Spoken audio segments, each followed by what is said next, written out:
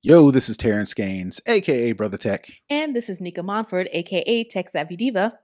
and we are back with another episode of the snobOS Cast, the show for Apple snobs, where we talk all things Apple and then some. We definitely want to thank you back for hanging out with us for another week. We definitely appreciate the support.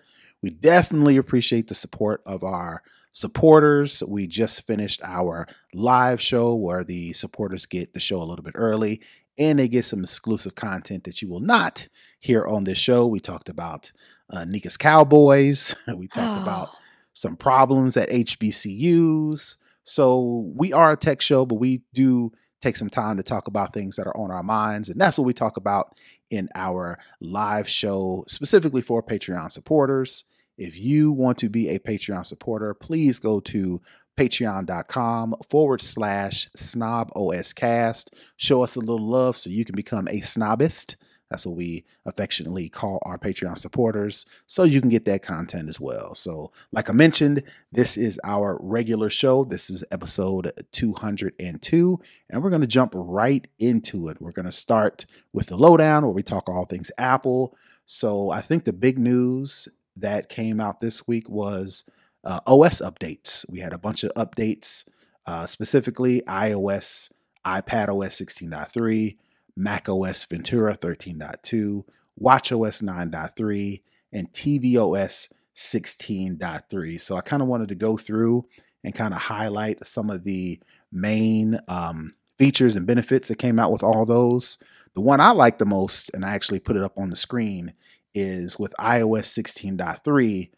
Apple typically does something nice for February, which is Black History Month, and they have released in iOS 16.3 some dope new Unity wallpapers for the iPhone and the Apple Watch. Now I think they're pretty dope, so much so that I actually have them on my phone and my watch as well. So and they released a Unity band for about $50 for your Apple Watch. And I'm gonna go pick up that sometime soon. It'll definitely be before February, so I can rock that in honor of Black History Month. But in addition to that, I wanted to go through like this change log. I found this on xdadevelopers.com.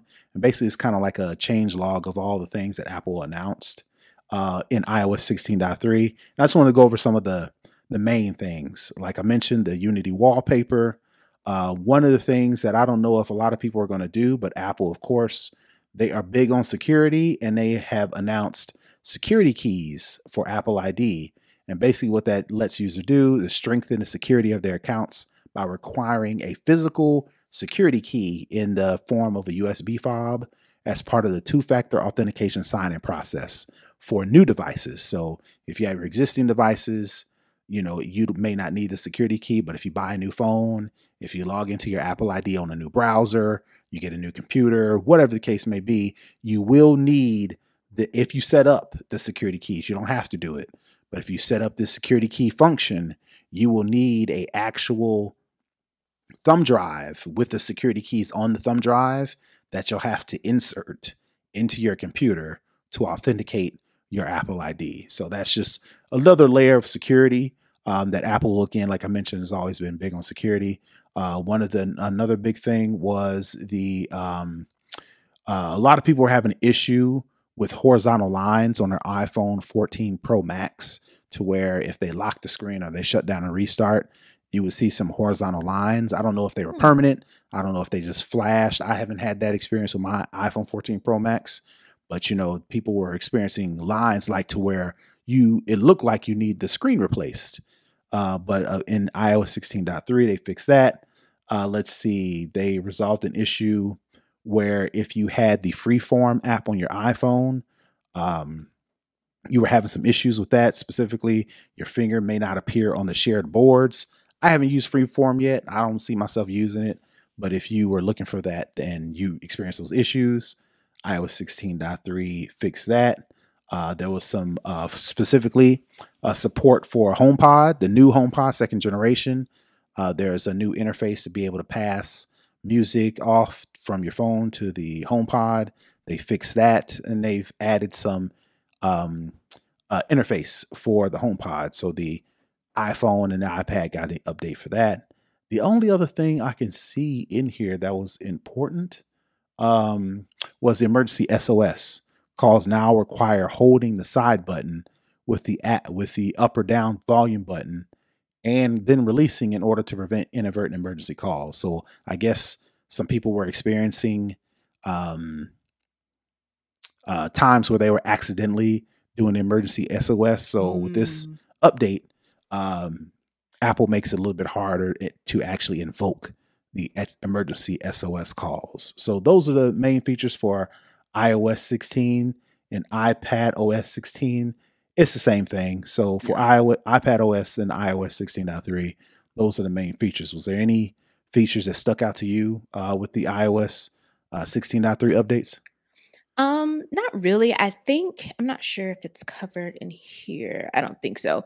I did with the activation of the temperature and humidity sensors on Okay. the HomePods. Okay. I did set those up after I did the update, and it was pretty cool. For each device, it lists the temperature and humidity in the room where the HomePod, in my case, HomePod Mini is. And I was like, let me see how accurate this is. And sure enough, I looked at my thermostat and it was pretty much in lockstep, which I thought was pretty cool. Once you update it and you kind of turn it on, you have to kind of click on the little icon that says climate. And Hmm. then it starts to automatically calibrate. And the next thing you know, it kind of lists the temperature and the humidity percentage for each individual HomePod, in my case, HomePod Mini, in the different rooms that you have them set up in. So I thought that was kind of cool. Now, does it do that on the little screen of the HomePod Mini, or is it on your phone when It's you? on the phone. It's on the Yeah. phone. Gotcha. Yeah. Gotcha. Gotcha. All And right. that's All why right. I was hoping with the HomePod update, I was hoping we'd get some sort of interface On the screen.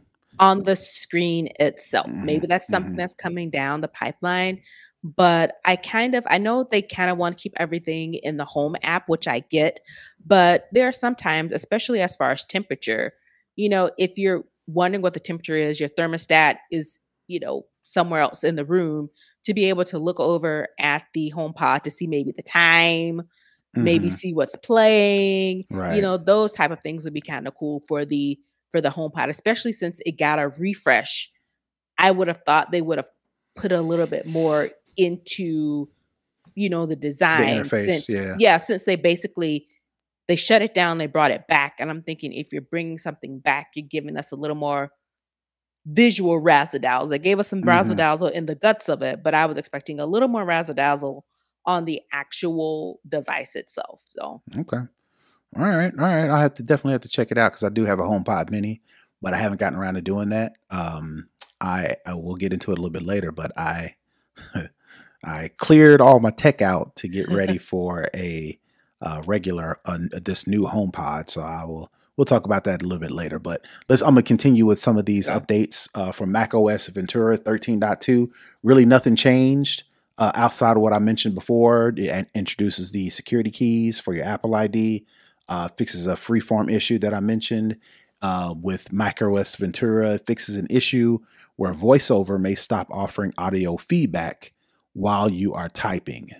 So if you are using the voiceover to type out something, I've used it every once in a while, but I'm just so what's the word, muscle memory to start typing that I never actually stop to remember that I can actually do text to speech on my Mac. But if you Mhm. use that a lot, there's a Mac OS Ventura 13.2 update that will continue the audio feedback while you're typing. Um, WatchOS 9.3. Nothing really outside of that. The Unity watch face. I actually have it on my. Let me hold on. Let me get my arm around. Switchback. Yeah. For those who are listening, pretend like you can see me holding up my watch to show the new Unity wallpaper for your Apple Watch. And it's pretty cool when you, as you can see now. I don't know if you can see, but right now the screen is asleep, but with the always on display, it still kind of shows the Mhm. time. When you awake the display, it kind of lights up. So I just wanted to show that. If you're watching, that was cool. If you're If not, listening, forget everything I sorry. just said. But that's pretty much it for Watch OS 9.3. They add the new Unity Mosaic watch face in honor of Black History Month. We definitely appreciate that. And that was about it for all of the updates. tvOS 16.3, I think, does the I had to look into actually what tvOS 16.3. I don't recall it doing anything major, but yeah, that was it. So definitely, if you're experiencing, there was a bunch of fixes that Mhm. I probably need to go into and look into a little bit more with 16.16 OS.3. When I say OS 16.3, I said that backwards.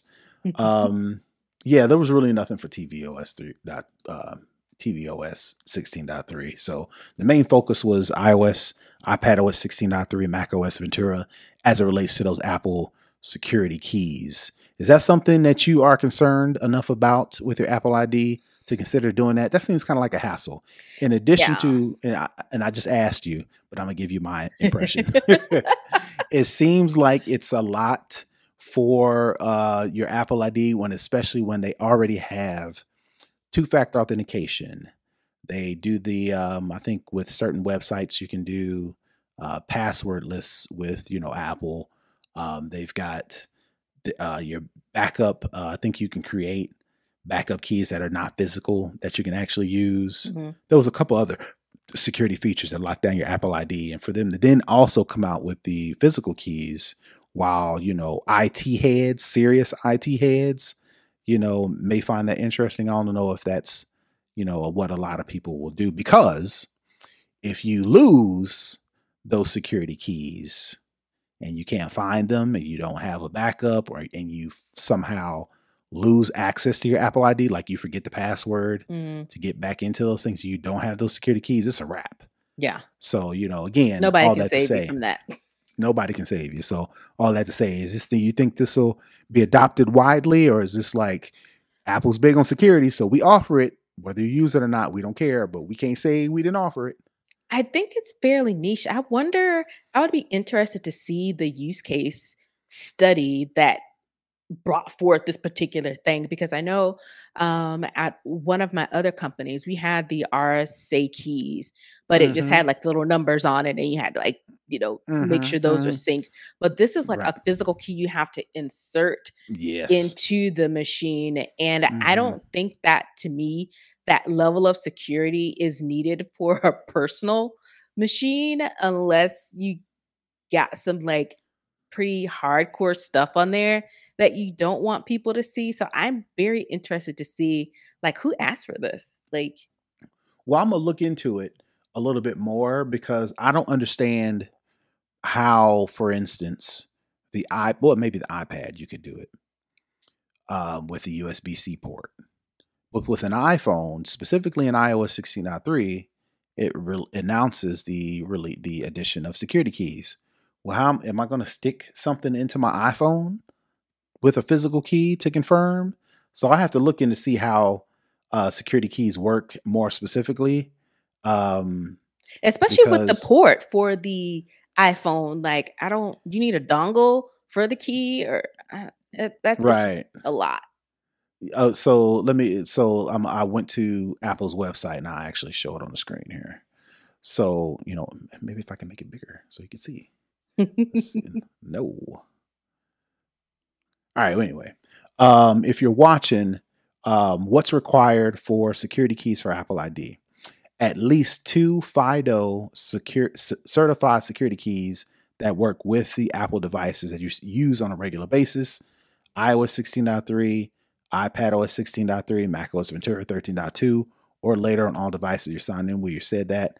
Two-factor authentication set up for your Apple ID, a modern web browser. I'm not sure what that means, unless they're talking about Internet Explorer, which I think they sunset that already. But if you can't use security key to sign on the web, update your browser to sign into Apple Watch, Apple TV, or HomePod.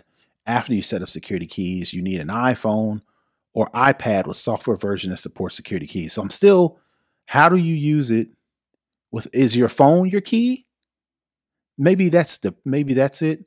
Your phone is your key, But then for your Mac or for your iPad with the USB-C, you can choose a physical security key. I don't know. I'm going to have to look into it a little bit more. Yeah, that's Specifically with the iPhone, definitely out there, if you're listening and you know a little bit about security, you know the little bit about security keys. I'm curious to know how security keys work if I sign into my Apple ID via the Safari browser on my iPhone. How does mm, security keys work? You know, is the key the thing? I don't know. I mean, is your phone the key? I don't know. Let me do a little bit. That seems like something I yeah. should know. So I'm going to do a little bit more research on that. Yeah, But that's it. yeah, either way, I think it's still kinda strange. Maybe they're doing it for the corporate types, but yeah, for personal use, it seems a bit much, but All that's right. just All me. right. So that's it for the updates. We're going to move in. We kind of talked about the HomePods originally and the new HomePods that were announced last week. I plan on getting one because, like I mentioned, I was a Sonos. Well, I still am. I won't say was. I still am a Sonos user. I had the Sonos sound bars for my main TV, and then for my TV in the bedroom, and then all the other speakers in my house, with the exception of one little HomePod Mini, was Sonos speakers. I had the old school, the OG Play 3. I had a couple of those, and I had a Sonos One, which are the newer ones that actually had AirPlay Mhm, in my master bathroom. The only problem I had with it is the only I played music from Sonos a lot, but I was more inclined to play music from Apple Music. mhm, The only Sonos products I had in the house that could work with AirPlay, like if I was on my phone and I was playing music and I clicked AirPlay to share it to a speaker in the house, of course I could just tap my phone on the iPod Mini, but that's not in an area that I play the music the most. The mhm. areas that I play music in the most, all my Sonos products were so old, they were not compatible with AirPlay. So the problem I had was, do I upgrade my Sonos equipment to AirPlay compatible products, or do I transition to HomePods? So now that this new HomePod has been announced, well, I've made my decision. So It's I've the whole actually, bots. yeah, I actually went through it was so painful. Trying to sell stuff online nowadays is so painful. Do I've talked people about wanna this. haggle? Oh my God, man. I actually successfully sold them. I sold my two Play 3 speakers Mm, and my Sonos, my Play 1, which is the one that has the Alexa built in. I did end up selling them, and I used OfferUp, which is what I used. I was using Facebook Marketplace to sell some other stuff, and that I just couldn't take it. So I was like, I ain't doing that at all mm. ever again. So I listed them on OfferUp, and it's the same problems, but people are a little bit more serious than Facebook. Facebook Marketplace, I think they just say stuff to, I don't know, try to hack my account or something. I can't think of a reason why so many people express so much interest in your products on Facebook and none of them come to Paying fruition. out. Nobody wants to buy anything, but they ask all these questions. And of course, if I list something for $1, they Mm, will offer on for Facebook Marketplace, I'll buy it for a penny. That makes absolutely no sense. But anyway, I listed my Sonos products on OfferUp. Same type of experience a little bit. My main thing was people trying to haggle, and mhm, I've sold stuff, a lot of stuff in the past on eBay, Craigslist, Facebook Marketplace, on social media, on these third party apps. I know what the value of the product is. I know how much you can get it for brand new. I know what the condition of my stuff is because I take good care of it because I am a tech head. So of course, mhm. I got the box, I got the instructions, All the I got stuff. all the cables, the products in pristine condition because it's mine and I'm the tech dude. So I know the value of what it is. So when I put a price out there of what you can buy it for, that is the firm price. Now, if you come to me and say, "Hey, I saw your thing," and it was, in this case, I sold my Sonos One for like $130. Mm, Brand new, that thing is $219. I'm doing you a favor by listing Already. it at 130. And if you come to me and say, yo, I see your price, I like it, I'm interested. What if we take 125? I'll be like, if you buy it right now, sure, right? Hmm. That's not the case. People More come to questions. me, not just the questions. They'll come and say, all right, everything's good. You got the box. What's the condition? Yada yada yada. Stuff I would expect people to ask. What's the Right. condition? Why are you selling it? That's an important question. Things like that. But then when they get all that, they're like, all right, man, everything's good. Can you take $50 for it? I'm like, man, what? Why Get are you out of here. insulting me? Get out of This is here. insulting. Do you know And how much this then, thing costs? right, exactly. So they know the stuff is in good condition. And then what the problem is on offer up. And I'm sorry for going on a tangent. I just got to vent. The problem that I experience is they want to talk and talk and talk and talk and got all these questions and all these questions. And I'm telling them, look, other people are interested in this. Hmm. This is what it is. This is the oh, okay, man. Well, where you located? Oh man, that's kind of far. Can you meet me halfway? Or are you free on next Thursday at 3:00 on Valentine's Day? And it's like, man, I ain't got time for all this. I'm not And then doing this. what happens? I don't be lying. I tell them, look, other people are interested. I can't hold it. I can't The change price is the the price. listing. I can't change the listing to accommodate your schedule because people will say, well, I want it. I'm just not going to be there until Saturday. Can you hold it? Can you take it off the listing? Mm-mm. I'm not doing all that. And I'm telling you, other people are interested. So what happens is they talk, talk, talk, talk, talk, and then I'll sell it to somebody else.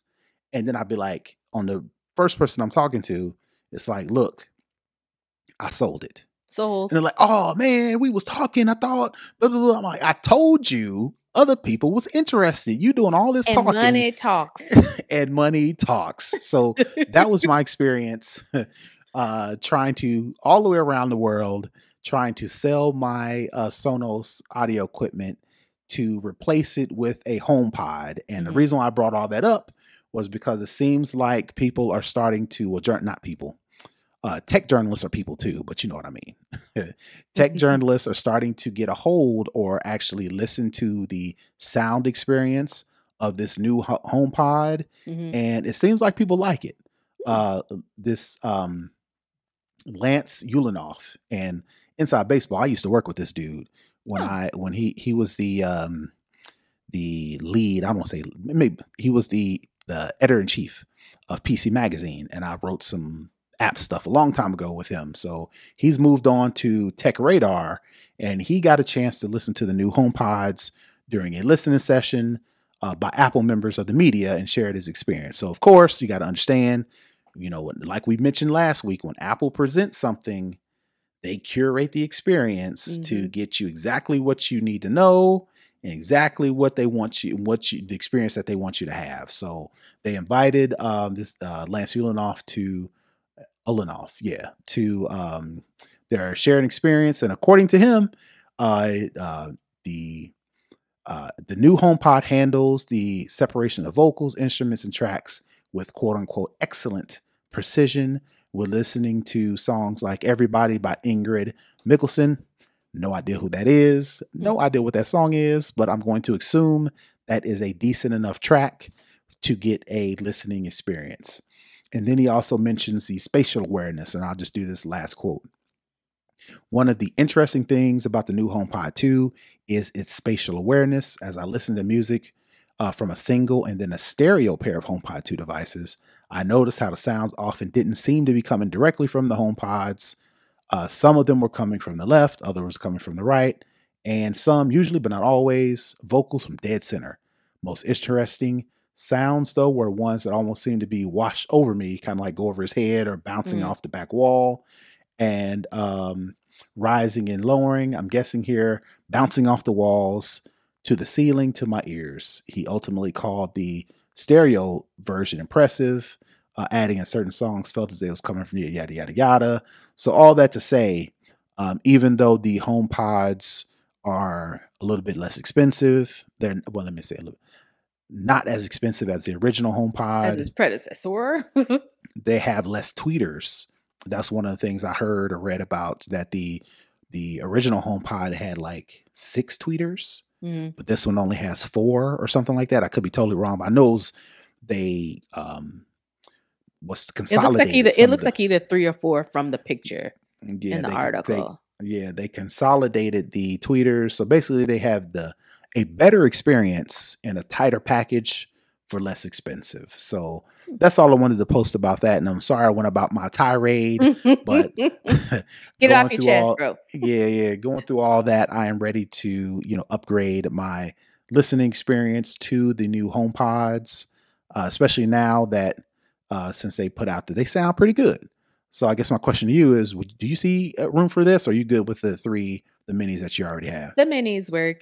All right. The only thing when he was talking about, I guess like the immersion sound, it Mm-hmm. would be like probably if you had like a home theater, it would Mm-hmm. probably be better to have that as your sound system because it probably does give you that theater surround sound type quality, but you know, Yeah, that would yeah, probably yeah. be about the So, only thing.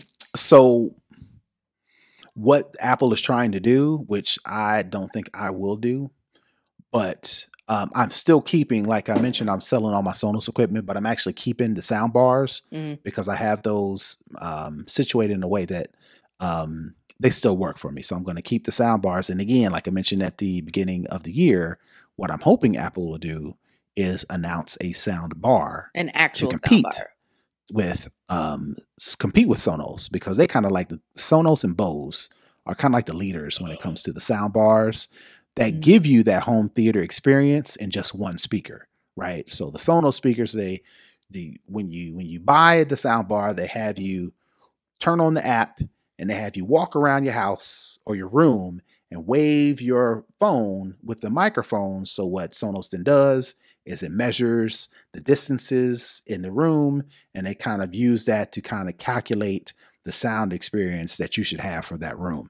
That to me is enough for surround sound to where I don't need center channel, the 2 left, the 2 back, right? Mhm. You made up a good point that people looking to do a stereo pair of home pods are looking to build a home theater system using just home pods. Almost.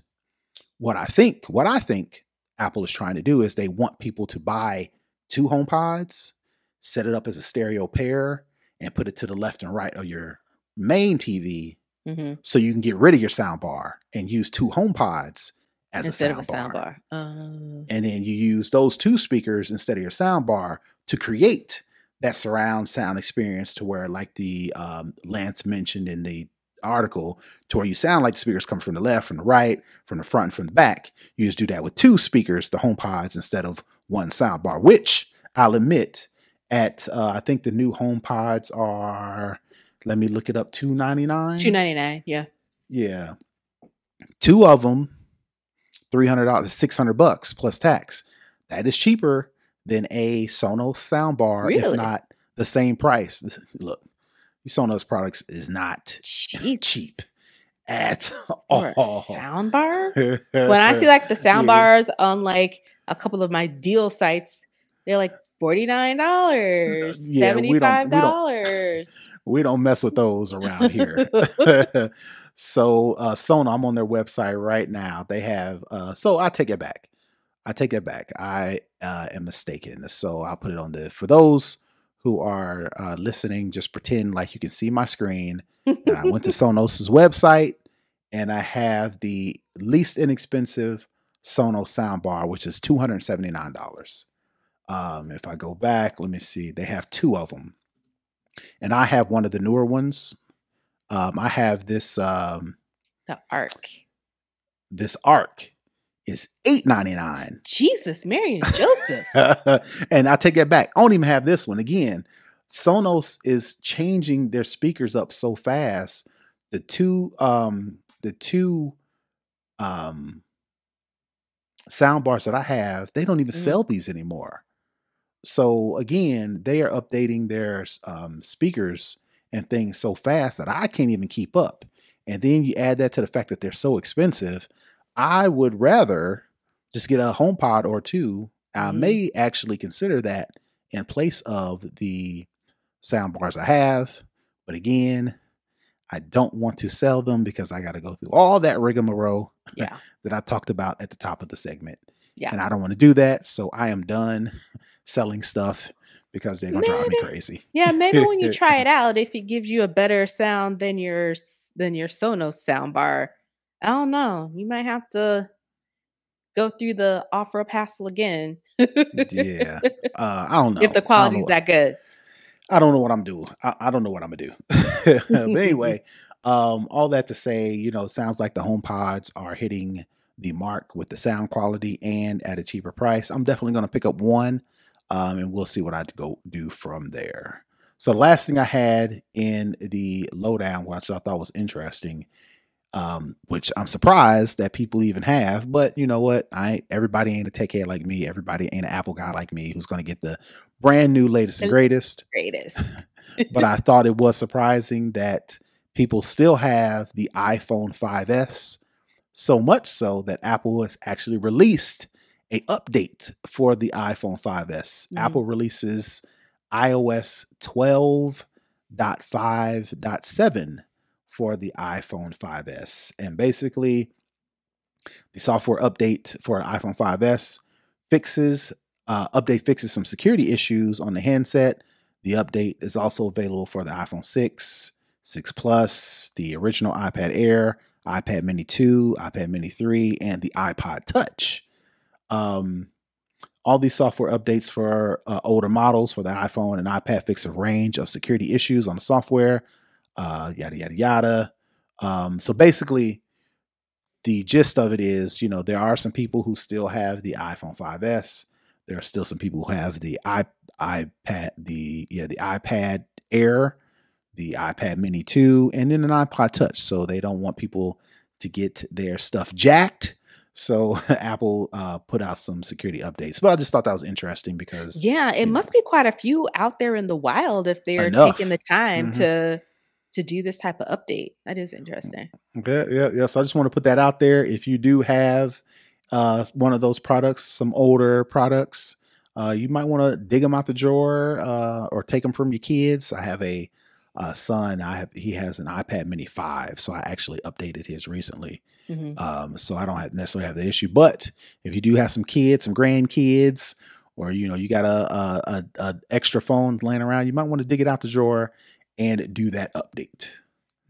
So that is going to do it for the lowdown. We're going to move into second string.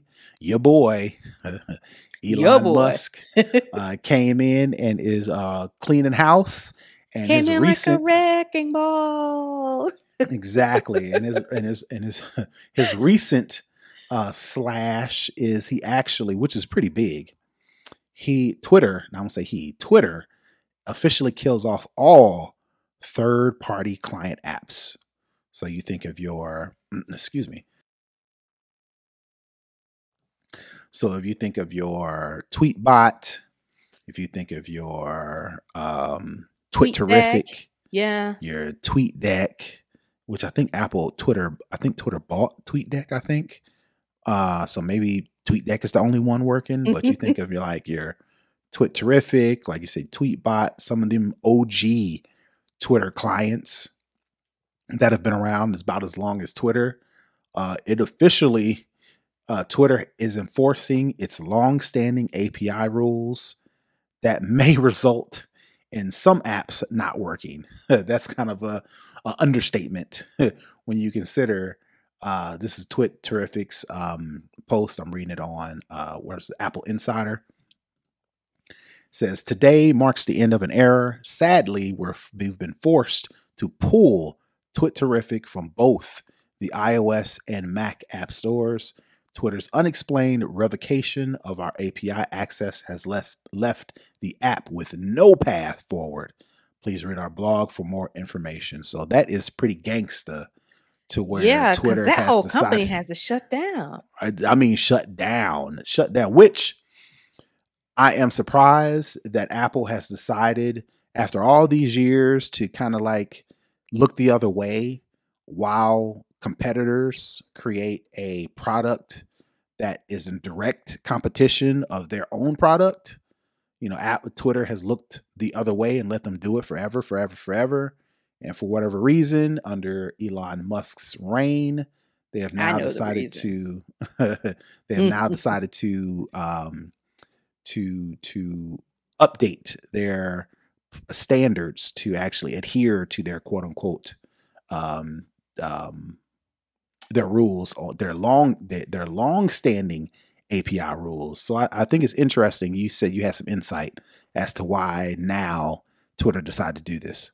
Yeah, and I think it's interesting before I go into that. In this article, Twitterrific had an app before Twitter actually did Oh for this. wow. So it's pretty interesting, like you said, the OGs, they are really, saying, you got to get the heck out of here. But I think it's one of those things where Elon wants all eyes solely on his product. Mm-hmm. If your eyes aren't on his product, you aren't able to see the ads that they're, running, the likelihood that it would Mm-hmm. drive up revenue for people seeing Mm-hmm. things. I just think going through somewhere like, and I did look, TweetDeck was absorbed by Twitter, but if you're looking at some of the other, long-standing social media management apps, those are thousands of eyes not on Mm-hmm. Twitter Not itself. on And Twitter. a That lot makes of sense. people Yeah. like to use those apps because they want to tune out the noise. You know what? I never looked at it like that. I never looked at it like that. And then now they have this for you thing. I haven't updated my Twitter app since Elon has taken over. So some Okay. things that they automatically push, I get, but things that you actually have to do the update for, I don't have. And I'm going to keep doing this until my Twitter stops working, and then I'll be forced to upgrade. But for now, it's working just fine. But I think it's one of those things where people want to curate their time on social media. Some people don't Mm-hmm. even want to look at their timeline. They want to post their content and go on about their business, because we all know Mm-hmm. Twitter can be such a cesspool. But what that does is it takes millions of eyes off of actually what's going inside the Twitter app. It's probably taking their numbers down on, the activity, because I'm sure they have measurements and KPIs for all those things. And this is his way of strong arming people to say either you're going to completely leave our service, which in likelihood most people aren't, or you got to come to the mothership and be where Mm-hmm. we And do are. it our way. Yep. Yeah, no, you mentioning that the move is particularly focused on preserving advertising revenue, that further pushes along my idea that Twitter is losing money left and right. Hemorrhaging And money. they're hemorrhaging money. And Elon Musk is like, whatever we got to do to raise money, raise revenue, whatever, we have to do it. We're not Which, leaving no pennies on the table. We getting it all. if that means firing people, fire people. If that means making Twitter check marks available for $8 a pop to let you be quote unquote validated or authenticated or whatever on Twitter, $8 a pop a month, do it. If that means cutting off the API that lets people view Twitter without being able to view the ads, which we need ad revenue, which, like we mentioned before, Elon Musk was tripping and trying to talk junk to Tim Cook about advertiser pulling their Mm-hmm. advertising revenue, whatever we got to do to keep advertising revenue, and whatever we got to do to keep eyeballs on our ads. That's what we got to do. If that means we Yep. got to cut out these Twitter clients that don't have ads, that get to view Twitter without the ads, can't do that. Yeah. So all that to say, Elon Musk is losing money on this Twitter deal, and he's trying to do anything he can to save it. If that means pissing off developers, that means pissing off part of his community who loves Twitter, but just not the Twitter app, it is what it is. Yep. which personally, and I'll get off of this, I don't understand totally how a app or a company thought that they were going to get this far for this long, creating a product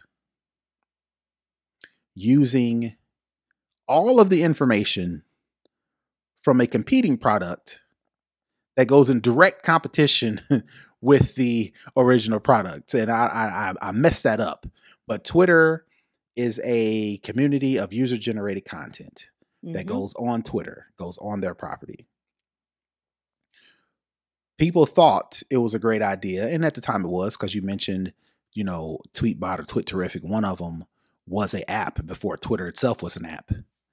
But the fact that they were able to say, you know what would be a good idea, if we took all the content, all of the information off of Twitter, put it on our client, and then put it in direct competition with the actual Twitter client.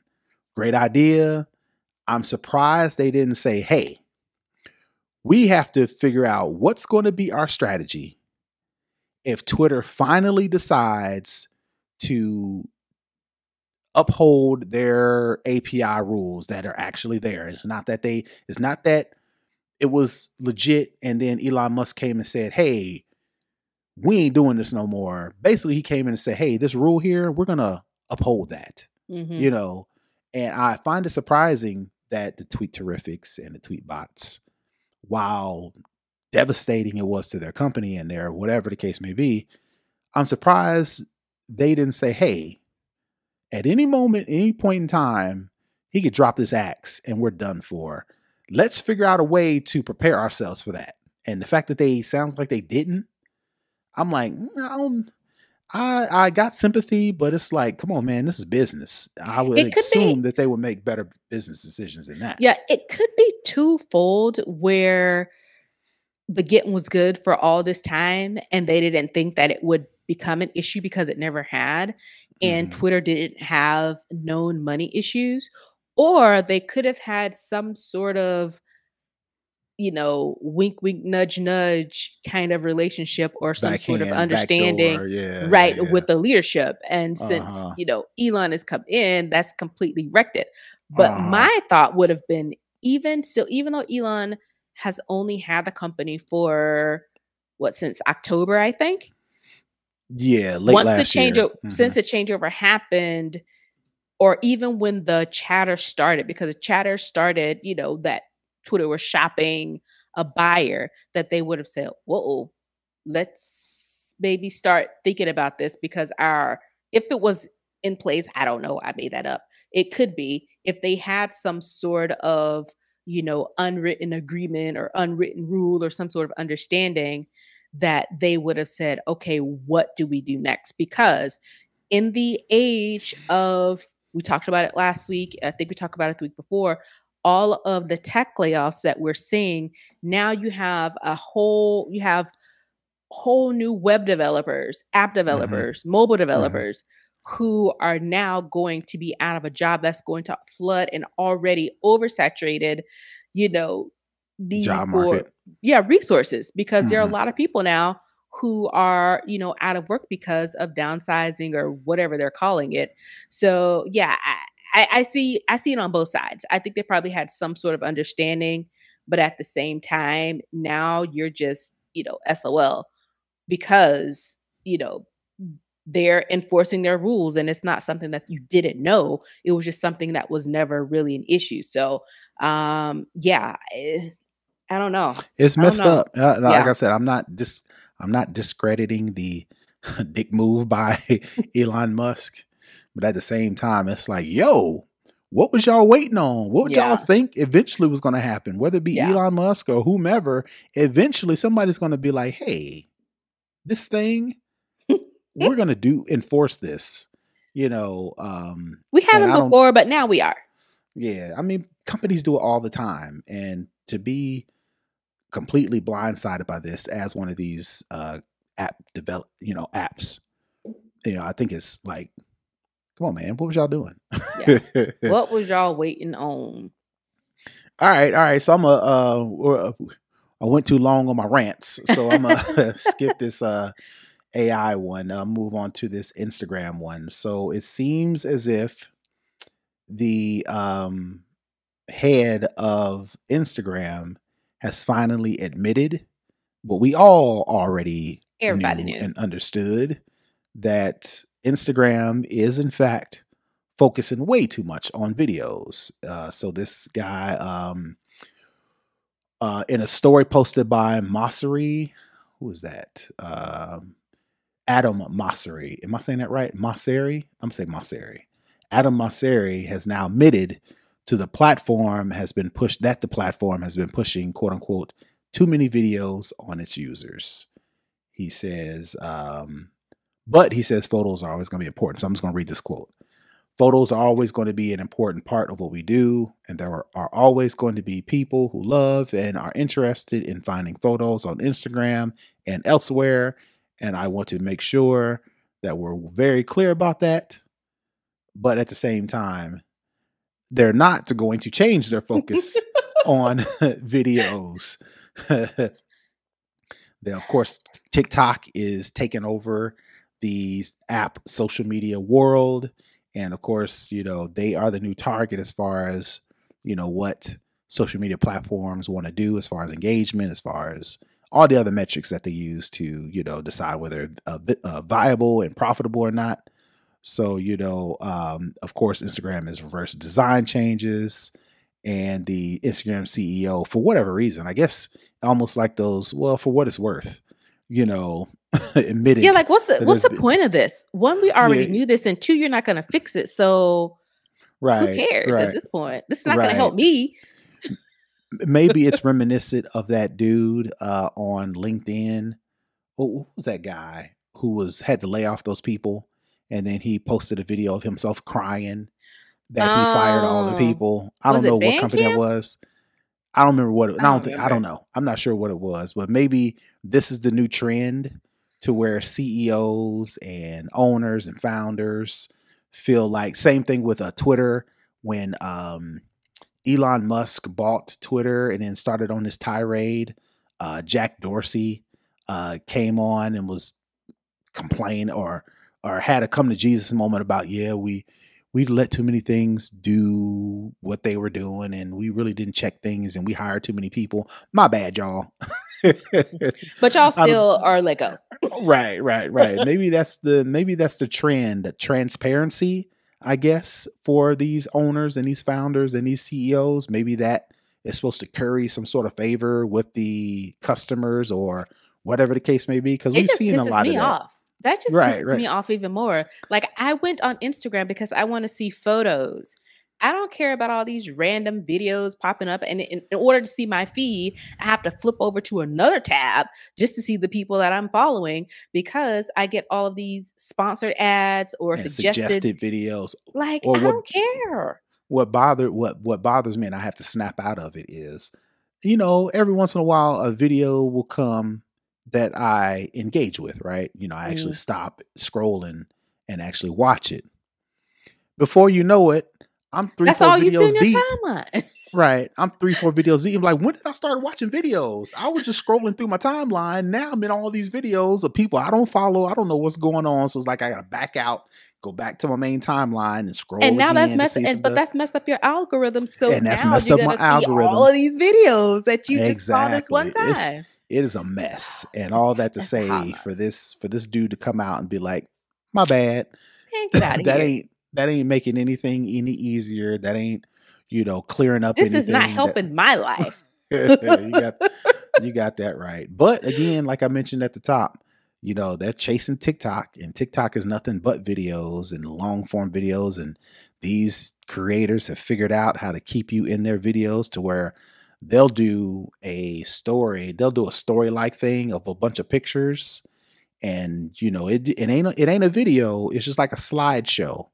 And before I'm watching, 5 minutes went by and I'm on the same thing waiting for the end, because these TikTokers have figured out how to grab you and keep you for the cliffhanger. And I'm sitting there waiting for 2 or 3 minutes for this cliffhanger, so all that to say, they're making it work for them, but it's just a shame that Instagram feel like they got to chase that instead of curating their own experience. But do you know that when I didn't realize it, but it's like a fetish. On like either Facebook, I'm sure maybe on TikTok, where they're like making a cake or, making this thing. And, it's like, well, I'm going to get to it. Or, next is coming up and it never ends. It's apparently a fetish. It's a hand fetish. It's like a Oh, fetish. word? Yeah, it's like edging almost. Get Because out of here. it puts you on the edge of, oh, I'm about to see. I'm waiting for this guy to move this to move this lid so all the sprinkles can fall out. It's a fetish. Get out of here. People And people people don't watch. realize that it's what it is, and they keep waiting because the guy keeps saying, "Oh," or the girl keeps saying, "Yeah." So when I move this, when I take this lid off, or when I take this top off, you're gonna see all of the things cascading. So it's like two things. It's like a hand fetish because they do all like the things, They and then do. it's like a edging fetish because it's like bringing you on the brink of All to something, and they don't let you have it, and the they keep going. So yeah, it's like that is whole videos. a It's whole videos on Twitter. That's how I realized it. They're like, it's a fetish. It's a hand as fetish, and it's edging edging at fetish. Yeah. a side note, but not really. Edging sounds like something terrible. Why would you want to get on the verge and then have to pull back and then get up It's to people's the kink. verge So it's and like then fall bring me back? to And the it's edge and then pull it back. It's that like a hand. sounds that Yeah, sounds miserable. it sounds horrible, but people are into it. And I I guess. when the lady talked about it, because she was like, apparently it's like porn without being porn with the hands, because they like it's Mm-hmm. the way they hold them, and Mm-hmm. they caress Get the out of here. shape. Yep, it's all Get out of like here. porn adjacent and fetishy. Yeah. I guess. I ain't gonna yuck your yum, but that sounds miserable. Yeah. So this lady, she went through the whole experience and explained it, and then everybody was like, "Oh crap, it is." And Yeah, it's like, no. "Oh, yeah." I'm out. If once I catch on to what you're doing, I'm out. Yep. That's exactly what it is. All right, so that's going to do it for second string. We're going to move into for the culture, where we talk all things social media, anything we want to talk about. Have you been keeping up with? Do you know who Keith Lee is? Let me ask that. Are you familiar with him? I didn't, but I do now. All right. So the high level overview is Keith Lee is a once MMA fighter turned food critic in the Las Vegas area. And what made him popular, similar to Tabitha Brown almost. Mhm. Well, not really similar, but In the same vein, and as far as influencer they type stuff. right, they stumble onto something that they are interested in, and it just takes off. So Mhm. in his case, he's in the Vegas area, and what he would do is he has a very specific sound and a very specific way he does the videos, which is probably most of the allure. He's Mhm. very monotone. He has his very specific, he holds his hands up and he does this very specific thing, right? And basically what he does is he'll go into a restaurant or a food truck or a eating establishment, and he will critique or review whatever he ate. And then, he would give an honest review.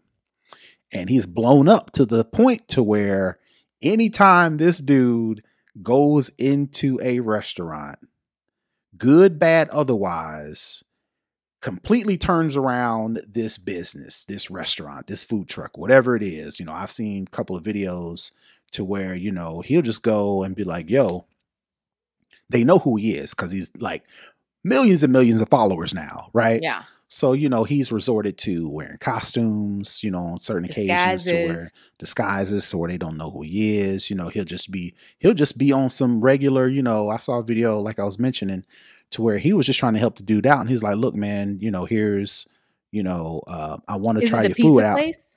I think it was a food truck. It was this Oh, black okay, guy okay. and he had a food truck and he was saying, I'm vegan or whatever. And the dude running the food truck, he's like, I'll make it for you. I'll make, take, grease and I'll clean up everything just to make you this experience, and he will, in the meantime, he's telling the story that, down on my luck, I'm just doing this to stay afloat. I really ain't making money. I'm making a couple $100, a day, which is just enough to keep me running, and then the dude, of course he reviews his food, gives him some money, give him a nice tip. Black dude says, thank you, starts crying. And before you know it, this dude's got thousands of thousands of thousands of dollars, to where he can't keep up anything like the very next day. This is how of an impact this Keith Lee dudes have, right? Mhm. So much so to where it sounds like he's starting to jettison into TV, Mhm. shows because A la everybody Tabitha Brown. a la Tabitha Brown. The way you see Tabitha Brown's trajectory, this dude is on that, about to take that next step, right? Mhm. So apparently, when celebrity status is coming, when you're doing everything right, when everybody loves you, people are also going to have things to say. Similar to Tabitha Brown, when Wendy Williams decided to Came try to for run her. her mouth, and Woo, that read from for Tabitha. Ooh. for no other reason, Tabitha Brown. For those who don't know, go look her up. Yeah. One of the most beloved people on the internet. Sweetest. The sweetest person on the internet. Not a bad bone in her body, but nevertheless, it don't matter. When you climbing that, going that ascension, Clout chasing, as they call it, as the kids call it. people will find a reason to kind of try to knock you off or try to dim that light that, shines on you just a little bit. So basically what happened was, like I mentioned, he's starting to ascend into maybe getting into talks with TV shows and movies and things of that nature. So there's this lady, her name is Jilly Willy, I think that's his. That's her TikTok name. On TikTok. And she starts off this video. She puts hashtag food critic and thief. And she goes to explain a interaction that she had with a certain food critic. Who she didn't name. Who she did not name. Who apparently stole an idea of hers that she presented to this particular food critic. Of course, the way she explained the food critic, the way she explained her interactions with this person, the way she explained their trajectory, people was like, yo, is this Keith Lee dude? Yeah. Who is it? Keith Lee, all in her video after she posted it. I know you're talking about Keith Lee. Please tell me it ain't him. He's such a nice guy. Is this the dude? Who are you talking to? She doesn't. She knew exactly what she was doing. Say. But what she does apparently is anytime somebody mentions, is this Keith Lee, she likes or thumbs up or whatever. She acknowledges that some comment. Sort of affirmation that, yes, this is who I'm talking about. Right. You could deduce that based on her interactions to the people reacting to her video, as it relates to Keith Lee, you could deduce that that's who she wanted y'all to know. That's who she was talking about. Yeah. With Tabitha Brown, you can't come for everybody because the dude responds, and like I said, in his mannerisms, voice, in his way, in the way he presents, he non-threatening black man, right, right, yep. So he and of course this lady apparently this lady is a producer, and her angle was.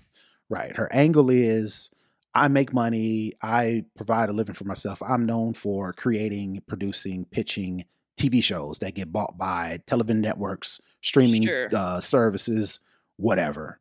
And her thing was, she came to him in a DM and said, hey, I like what you're doing.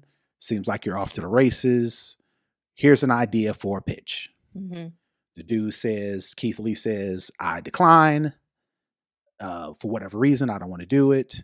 And then according to her, the next day, the next week, whatever the case may be, he then, that same idea, she finds out that he's in discussions and talks with, whatever the case may be, with that same similar idea at another network with somebody else. So her beef with him was, he stole my idea. He told me no, he didn't want to do it.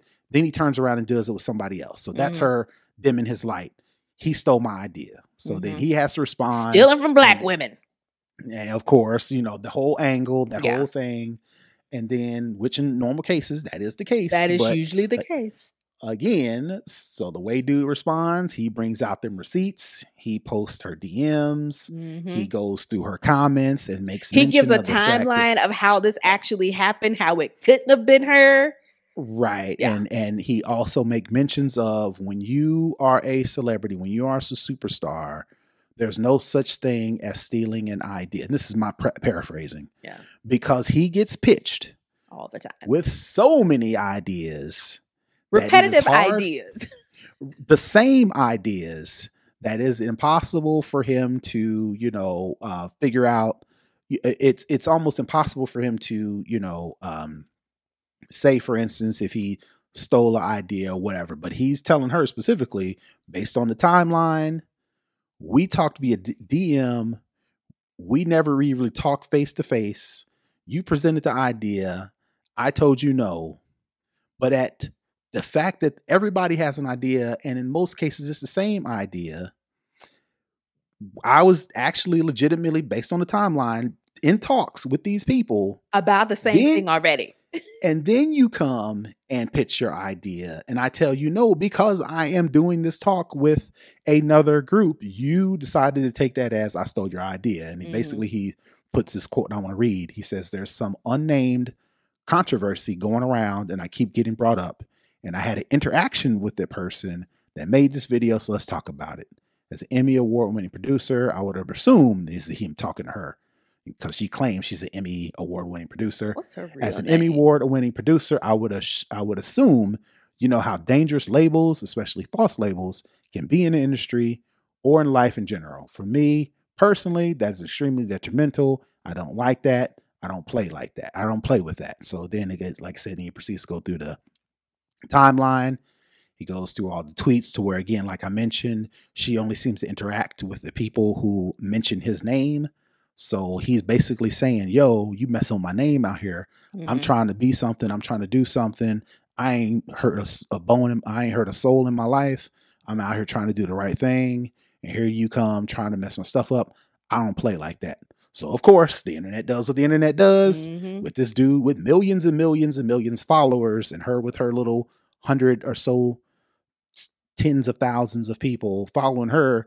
They, jump on all her little messages. Oh, they jump in all her comments. They drag her up and down all the streets, the Twitter streets, the TikTok streets, every street it is. Miss Mama was getting dragged. Right. So much so that she turned off her comments, and then she felt the need to post a response video. Playing victim.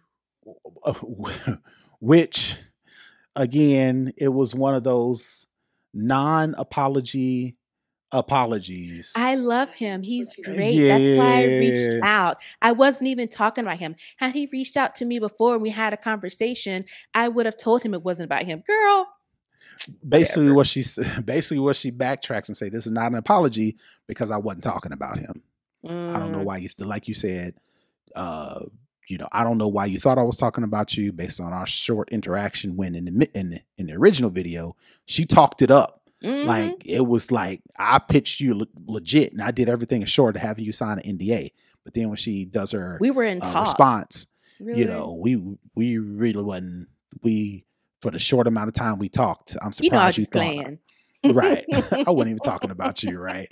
And then she goes as far as to say, I don't appreciate you sending your internet fans to my page so much so to where I'm frustrated. She didn't say frustrated. She said multiple times, she said, I'm frustrated. I'm frustrated. Frustrated. No FR. Right. Frustrated at the fact that now all of these people are coming and attacking me. So it's actually your fault, because now I'm getting attacked and people, threatening my life. And she mentioned something about her kid or a pregnancy or something the case may be, all these people attacking. Now I'm facing the repercussions up from my actions. That's not fair. Yeah, basically. So again, it's just sad that, not sad. It's not surprising that this brother is doing something wholesome, doing something only he can do. Now, I mean, there's food critics a dime a dozen, right? But he's carved out his lane, and he's got a personality, and he's got a culture, and he's got a following, and he's taken off. Yeah, and he has a community, exactly. And it's not surprising that somebody says, "Oh, y'all think this person is special." Let me just tell you about how non-special this person is, right? She thought she was going to get some leverage out of this and turn this and flip this into her favor. And like I said, I have a TikTok, but I'm not on TikTok. And I only saw this from Twitter. And when I saw the multitudes of Black women supporting this guy. I said, oh, I'm on his side, because supporting him against another Black woman, I was like, Right. oh, I know this dude. There must be something to he gotta it. be a good dude, because Right. you There have must be something to it. every Black woman that retweeted this, comment on this. I was like, you got this one Black lady who's talking crap about him, but all these other Black women are like, get behind me. I'll be your shield. We go to war. I was like, oh, then yeah, she's the problem. And Before I even even knew if, what was going on. right. And let's just say it was true. Not the fact that he blew her off and took her idea. Let's just say it was true that she wasn't talking about him. That's not how you do Presented it. business. Yeah. If you feel like, if me and you worked on an idea to launch a podcast that talks about Apple stuff, talks about tech stuff, talks about stuff in the culture, all these things, right?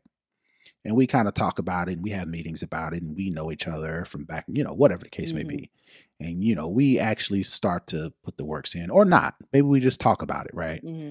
And you'd be like, nah, I really don't feel it, my schedule, and I don't know, will enough people be interested in that? Whatever the reasons, you say no. Mm-hmm. And then a month later, I'm looking on my podcast list, and I see, the exact same thing you said you weren't interested in. snobOS Mac OS podcast, right, with Nica Montford and some other dude, right? I'm going to reach out to you directly and be like, yo, what's up? What's happening, right? What's going on, right? So the fact that instead of her reaching out to the person who she felt slighted, right?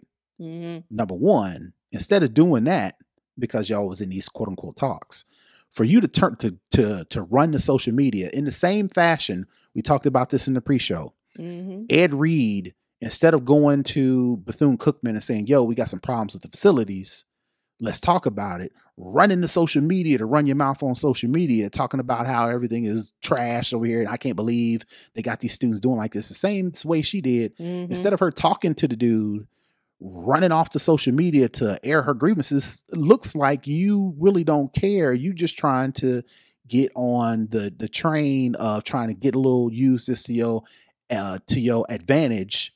And then number two,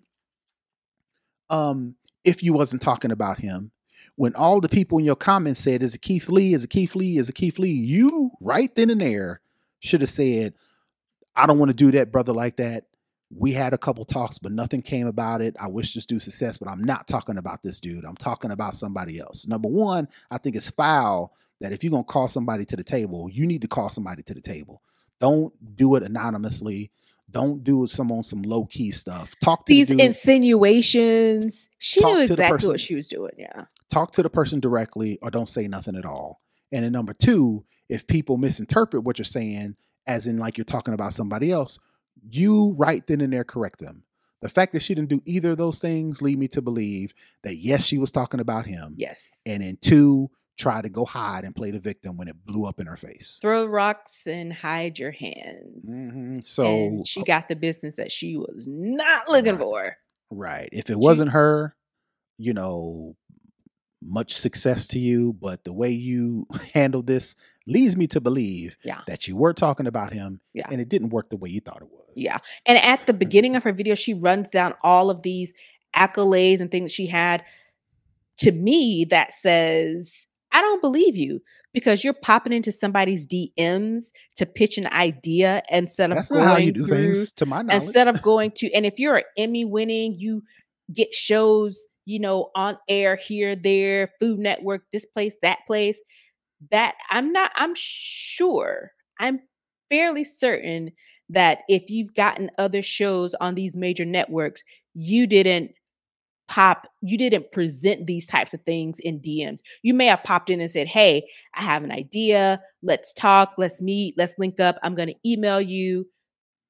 That way, that may be, I guess, the kind of way you could use the DMs to get stuff going. But if you're Emmy winning and all of those things that you said you were, that's not how you do business. And if it is, I don't think you're doing that much business. So what I think happened was, and I'll leave it alone. I think she genuinely thought or assumed that he took her idea. No matter how Generic. short the conversation was, no matter how generic the pitch was, you know, for her to mention to him that she wanted to do this thing, he says no. However many days later, however many weeks later, she finds out through the grapevine or directly that he is pitching this or working on the same idea with somebody else. I can understand how she felt some kind of way, right? Mm. Again, the fact that she didn't come to him and say, "Hey, I remember our conversation. I heard that you're kind of working on that with somebody else. I would appreciate if you either A, include me since we talked about it, or B, let me know how we need to work this out. Do I need to talk to somebody? Do I need to talk to my lawyers? Whatever the case may be." Mm. The fact that she didn't do that, and it just runs to social media is almost like, is that what social media has turned into? Is it turned into, I'm a tell on you to get you canceled because I personally had a weird interaction with you? Forget the fact, let's just say it was true. Let's just say he did blow her off and then stole her idea. You know what I'm saying? Is that your recourse? Is to just can't try to get them canceled on social media? Is that the how we move? Is that the modus operandi nowadays on social I media? guess. Let me tell on you to social media, whatever. And then, like I said, she probably did think he stole the idea and then thought she was going to go tell on him. And then come to find out, he didn't steal the idea. For the fact of her not to be like, yeah, you know what? I was wrong. I thought he stole my idea, but based on the information that he shared, I was mistaken that I thought he stole the idea. My apologies. Much success to your future. Hopefully we can, right. Hopefully, you don't see as bad on me or whatever the case may be. Again, you really can't do that because the way you started the conversation, now you gotta The way double you down. put it out there, you Right. gotta stick with it.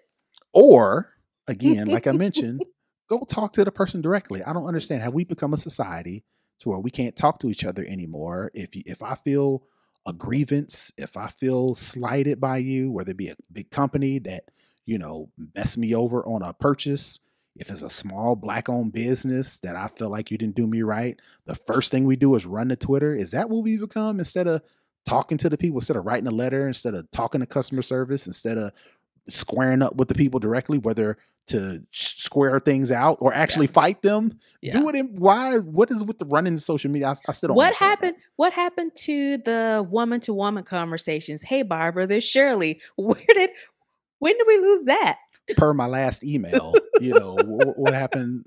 I don't understand. Yeah. But anyway, like I said, much success to him. I definitely hope it's not true, but even if it is true, hopefully there's a better way to do this to feel like to right your quote unquote wrongs. But hopefully she bounces back from this. Hopefully And she like I learned a said, lesson. yeah, and hopefully this doesn't dim his light. According to his receipts, she ain't got no receipts. He got all the receipts. I think he's going to be perfectly fine. He got black women on his side, so apparently I think he's good.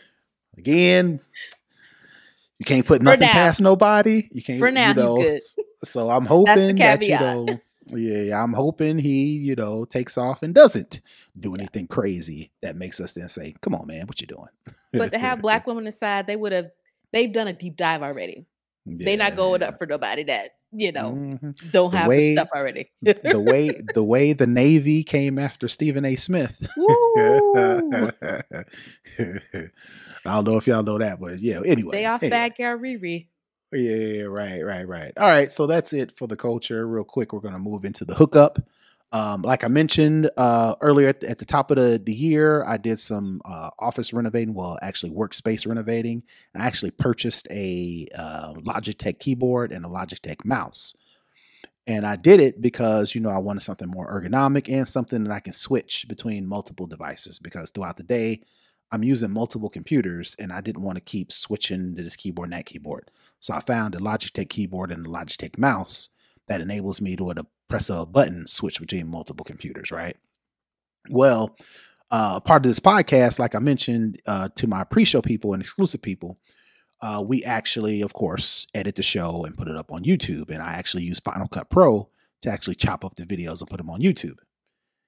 Well, I was going to, with this mouse at first, I thought I was going to have to buy a Apple Magic Trackpad in order to utilize Final Cut Pro without having to use my MacBook trackpad, because sometimes I have that in a weird position where I can't reach, where it's unnatural to actually try to edit a video. So I thought I was going to have to buy a trackpad, put it down next to my keyboard, and edit videos that way, until I figured out how you can customize the Logitech MX Master S3S mouse to work specifically with Final Cut Pro, to where this is my hookup for the week. If you are looking for a mouse that can, one, work between multiple Macs, that can work between a Mac and PC, that can also work on your iPad, that can also work on your iPhone, this Logitech MX Master 3S mouse can switch between all those different devices.